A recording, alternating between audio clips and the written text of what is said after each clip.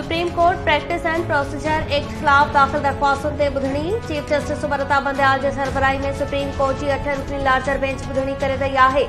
अदालत वफ़ाक़ी हुकूमत पाकिस्तान पार सुप्रीम कोर्ट बार ऐं ॿियनि धुरियुनि खे नोटिस जारी करे चुकी।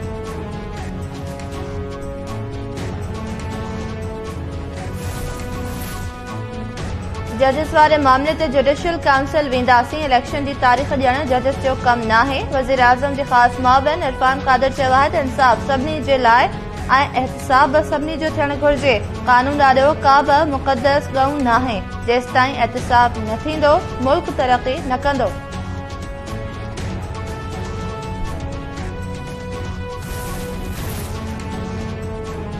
जेकॾहिं गुट सीयू न चयो वञे हा त पीटीआई चेयरमैन जेल में हुजे हा त रियासत खां को बि वॾो न हुजे हा। हिननि रियासत ते हमिलो कयो, तोशाखाना, अलकादर ट्रस्ट ऐं BRT जे नालनि ते चोरी कई। वज़ीर आज़म जे ख़ास मुआविन अता तारड़ चयो आहे त जहांगीर तरीन सां सुठो वर्किंग रिलेशनशिप आहे। इतिहाद जो फ़ैसिलो पार्टी क़यादत कंदी। सीट एडजस्टमेंट जे करे थी सघे थी। पंजाब में हर सतह ते असां वटि उम्मीदवार मौजूद आहिनि।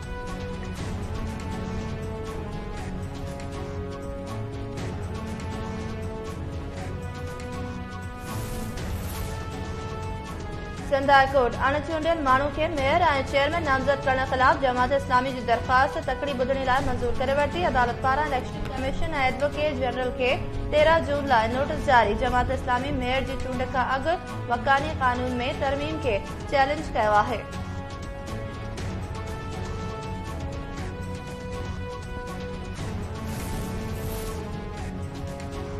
क्यामाड़ी में ज़हरीली गैस पकड़जण सबब माण्हुनि जे फौत थियण वारे केस जी ॿुधणी। IG Sindh Ghulam Nabi Memon Sindh high court में पेश। अदालत आईजी सिंध खे मुख़ातिब थींदे चयो त अदालती हुकुम बावजूद नथो ॿुधायो वञे त केस जी जांच में कहिड़ी अॻभराई थी आहे। आईजी सिंध अदालत खे आगाही ॾिनी त वाक़े में 9 ॼणा फौत थिया, जिन मां 2 ॼणा सिविल अस्पताल ऐं ॿियनि खे ख़ानगी अस्पताल मुंतक़िल कयो वियो हो। वाक़े में 500 खां वधीक माण्हू मुतासिर थिया। वाक़ियो गैस न पर सोयाबीन डस्ट सबबि पेश आयो।